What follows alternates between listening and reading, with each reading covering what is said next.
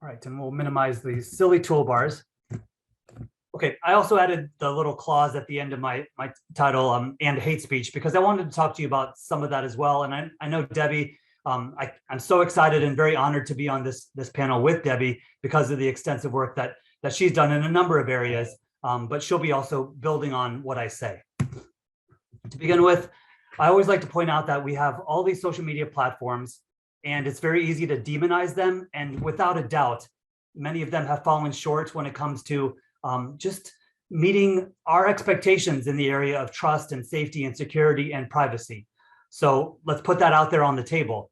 But I also want to say that most users are doing reasonable things, doing relatively respectful things on these platforms.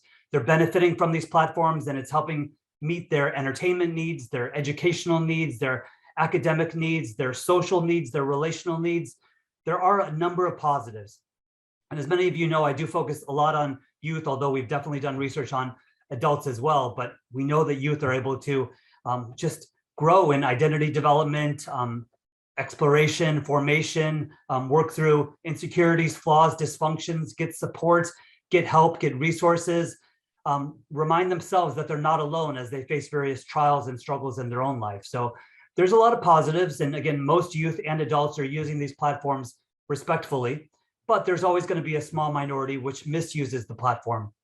And we can talk about what's working to get them on board with the rest of us who want to have positive, enjoyable, healthy online experiences. So we have a lot of terms in the literature base, and there's different ways to conceptualize these forms of harm online. And I'll just tell you some of the basic buckets that I like to think about them in, and then we can have a conversation about them. But when you think of what might be termed cyber aggression, you might think about various sorts of victimizations that are wide or broad in scope, whether it involves stalking or false reporting or hacking, password hacking, general meanness, impersonation, trolling, etc. So you might consider those to belong in a bucket which we could label cyber aggression. And we've studied cyberbullying for a number of years, as have many of you. And again, thank you for such excellent work. And we defined it in this specific way where it's got to be intentional, that concept of repetition, which I know is arguable, and then, of course, inflicted through technology. But then building on that, we started to study what is called bias-based cyberbullying. So again, we're just thinking about individuals and the fact that they've got characteristics about themselves that they cannot change, again, tied to their identity, whether it's gender, whether it's race, religion, sexual identity, orientation, etc. And so if they're being targeted specifically by cyberbullying, and again, focusing on those areas to form the basis of the harm, well, then we might label that bias-based cyberbullying. Maybe not a perfect definition, but it's one to go on and build off of. Now we think about online hate. And so here we're targeting not maybe an individual, although yes, we're targeting individuals when it comes to specific instances, but generally it is a mentality and it is an aggression focused in on a group and its members. And again, based on an identity aspect that they cannot change about themselves, which should be protected, which many times is protected. So how do we differentiate all of these? One thing that comes to mind, and we can discuss this as well, is that we tend to think about cyberbullying as involving peers and primarily peers from school. Whereas with online hate, what we're seeing is generally it's targeting strangers. And so we also think about cyberbullying as primarily a youth-based phenomenon, although without a doubt, adults are definitely cyberbullied. Then you think about these elements of, okay, how repeated is the behavior? How intentional is the behavior? And then also when it comes to motivation, is it based on the fact that you're angry towards someone? Is it based on the fact that that you're ignorant towards someone? Is it because you're frustrated with someone? How do those motivations feed into your desire to aggress upon somebody else? And then of course, with online hate, there tends to be significantly that strong context of radicalization and extreme viewpoints or perspectives, and of course, behaviors. So again, just wanted to provide these general buckets as a way to contextualize what we're talking about. So we've studied cyberbullying for a number of years. Just wanted to share with you our most recent data. You can see that victimization, again, according to our national study of US youth, and again, please forgive me that this is primarily US based, we've seen that it's gone up over the last handful of years, from, let's say, 17% of 13 to 17-year-olds across America to about 1 out of 4. And I know numbers vary across different countries as it relates to different methodologies, techniques, et cetera. But let's just go with this as a backdrop to discuss this issue. Why are youth bullied at school?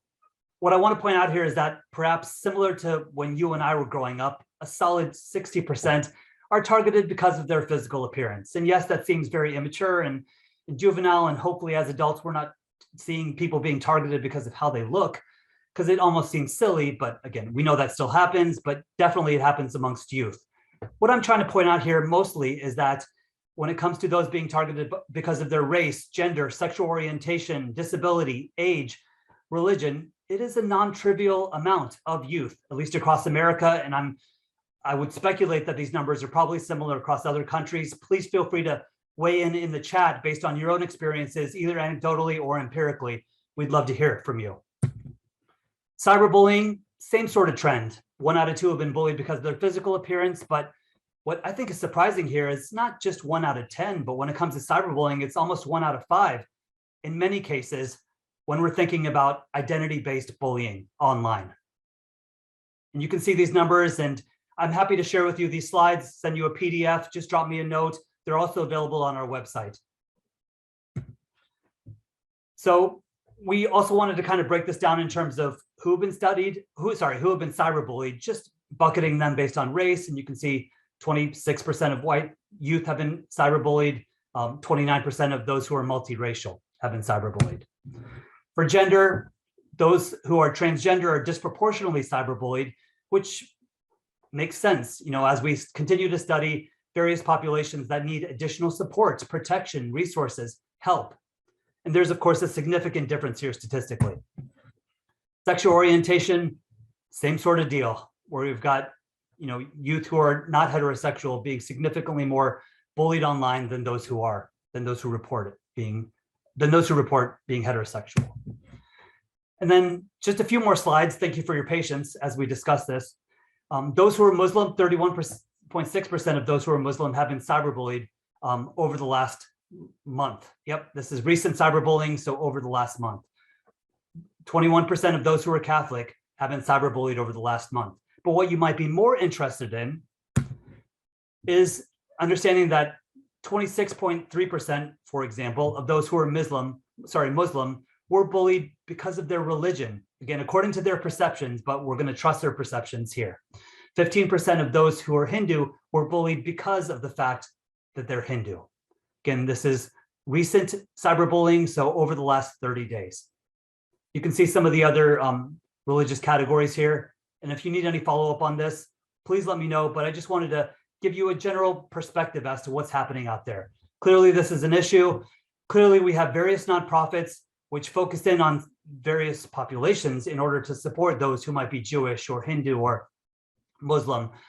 And hopefully they continue to receive the support that they need, absolutely. So we think about solutions, we think about strategies, what might work, what might help. We've talked about a lot of things over the years, whether it's moral development, whether it's helping bystanders become upstanders, whether it's resilience building, whether it's cultivating empathy. And I just wanted to point out here in this slide that what we found in our own research was that youth who have high levels of empathy, they're much less likely to engage in race-based cyberbullying.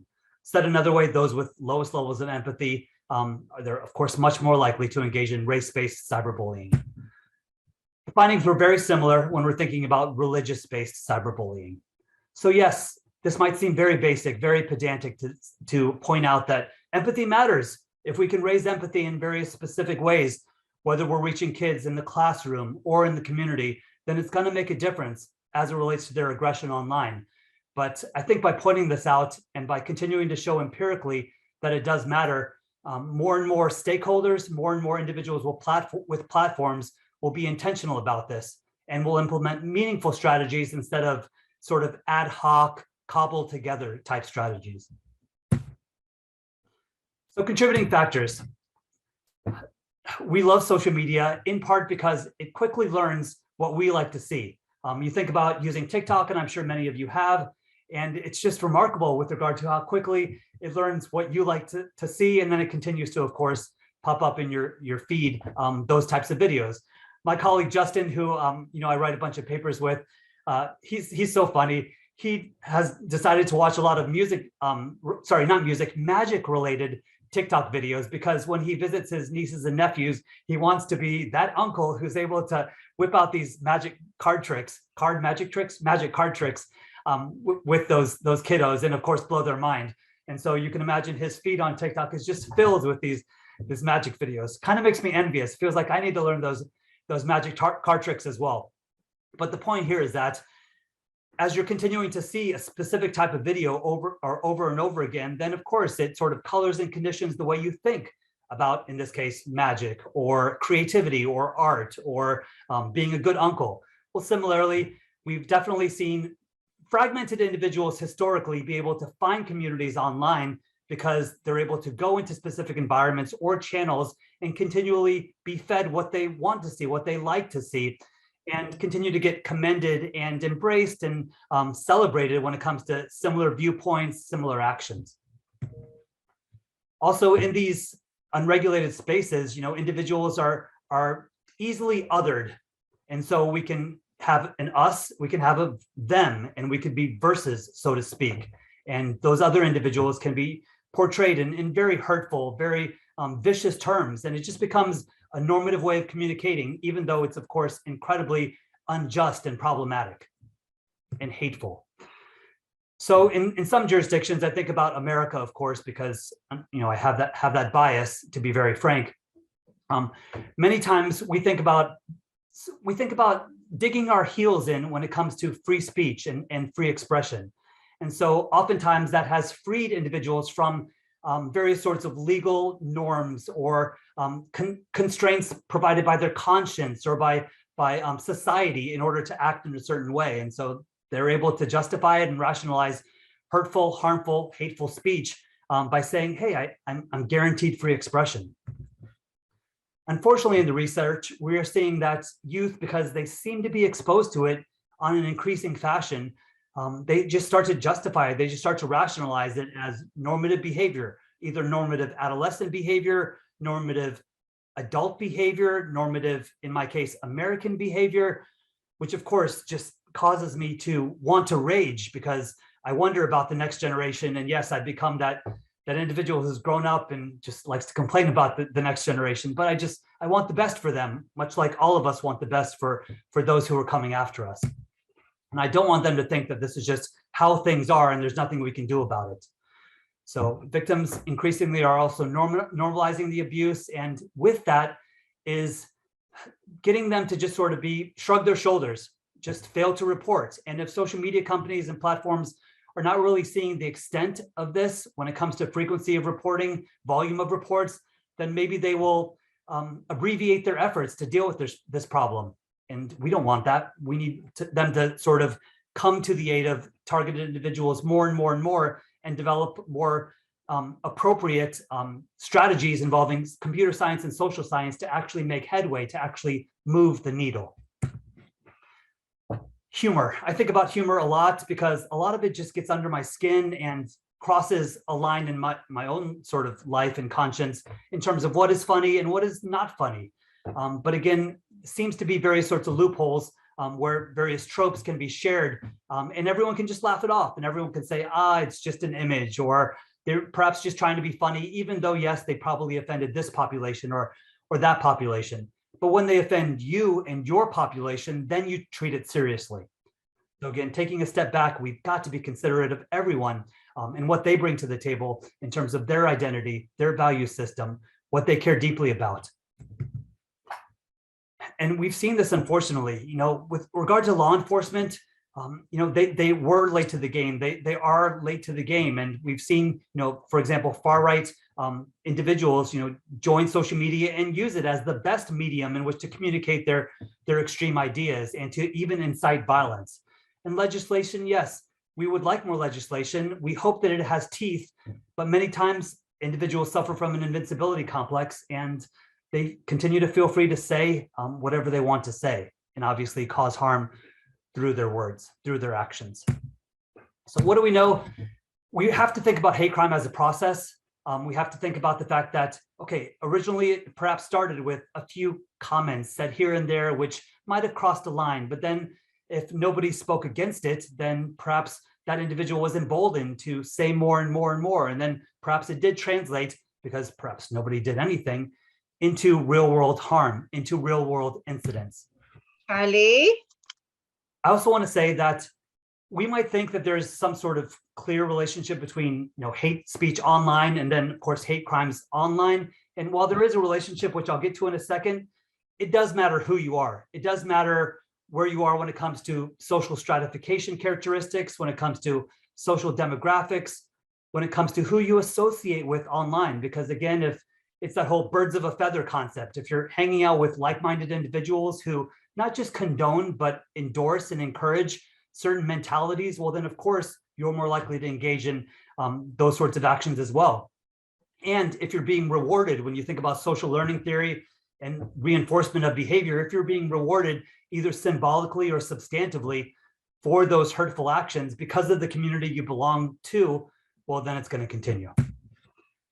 I think about individuals who have felt unsafe in various offline environments. I think about myself being targeted as an Indian over the years and historically. Well, if this is occurring online, I'm going to feel continually unsafe. I'm going to feel like there's no safe spaces for me. And that, unfortunately, is going to have such a powerful chilling effect where I'm just going to keep my mouth shut and not really go anywhere. There's no causal link in isolation, as I mentioned, between online hate speech and then hate crimes offline. But when we think about ecological and social and structural factors, they do play a role. And we have seen in the research that terror attacks and major court cases, they definitely seem to augment or enhance online hate speech and then consequently offline hate crimes. And then there was this one really interesting study done, and I'm happy to send it to you if you'd like, or you can't find it easily, but there was a strong and consistent positive link between hate speech that targeted race and religion and, unfortunately, aggravated offenses where individuals were targeted offline based on their race and their religion. So I'm getting close to wrapping up here, and I thank you for your patience in hanging out here with me. I think about the Pareto principle. It's also known as the law of the vital few. And it just points out or underscores the fact that, we have, how can I say this? 80% of the causes are leading to 20, no, I'm confused for a second. What I'm trying to get at is that there's a small proportion of individuals who end up committing or engaging in a great proportion of violence. I think about law enforcement. I think about what I've learned in criminology growing up, and how when you think about calls for service, when you think about, how many times the police are called for service in a specific jurisdiction, it tends to be about 3% of locations, which are accounting for 50%, let's say, of the calls for service. And so you might consider that a hotspot, but that's also very relevant when we're thinking about these sorts of issues. And I'll give you an example in a second. So to deal with this, what we're seeing most valuable is that we've got to combat inaction. And I alluded to this previously, but we absolutely need to keep holding social media companies, their feet to the fire. We need to make sure that communities, schools, educators, stakeholders continue to talk about hate speech and hate crime online, of course, cyberbullying, because otherwise we're just going to shrug our shoulders and think that this is just part and parcel of life these days. We have to encourage deletion of hate speech because of the continual victimization effect that it has. We must promote education in all spheres, as we've discussed.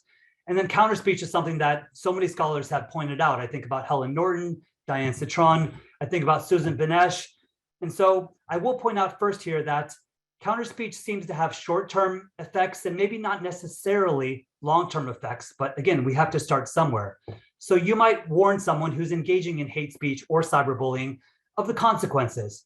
For sure, the consequences to the target, to the person that they're victimizing, and how it might be affecting their mental health, might be inducing suicide ideation, et cetera, with some other complicating factors.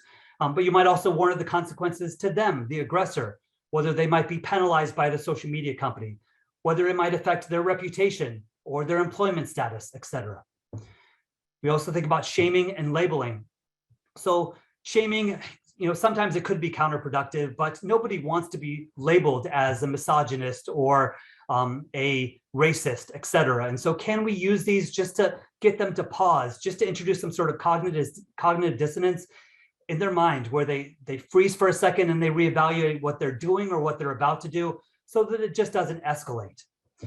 Coming alongside them to some degree and empathizing with them in their position, perhaps, of course, not supporting the hate speech, but just understanding that they might be frustrated or cheesed off to some degree, that might help to temper the situation or to de-escalate the situation.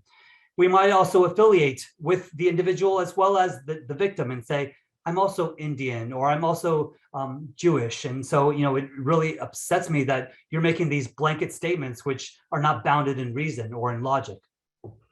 Humor and images are also just very powerful tools, because humor can once again sort of diffuse the situation, and images, we know it sort of transcends language boundaries and cultural barriers. And, it's just a very powerful visual cue that can quickly change behavior rather than forcing someone to read text. I have to point out that just because you're exposed to hate crime material, it doesn't necessarily mean that you're going to become someone who engages in hate speech or hate crimes. However, I would say without a doubt that if you become a hate crime perpetrator, then it's probably very, very likely that you've been exposed in your past to hate crime material, to the sort of endorsing or condoning of hate speech. I think it would be very useful for you, for me, for many of us to study how hate speech spreads, how it grows in prominence and in prevalence, how it diffuses, and then what seems to be done in order to get it to sort of dissipate, in order for it to sort of die away. And you think about the half-life hypothesis, where research shows that, yes, there typically is this initial flare-up when it comes to hate speech related to some sort of event that might have triggered it. But then very quickly, it does sort of reduce in volume, and there's specific things that can be done to help it again die away. I mentioned echo chambers and how, again, all of us, whether we're on different social media sites that we know and use and perhaps even love, we are oftentimes part of these echo chambers, and our viewpoints get reinforced. And many times we are not fed or shown the opposite side of a viewpoint.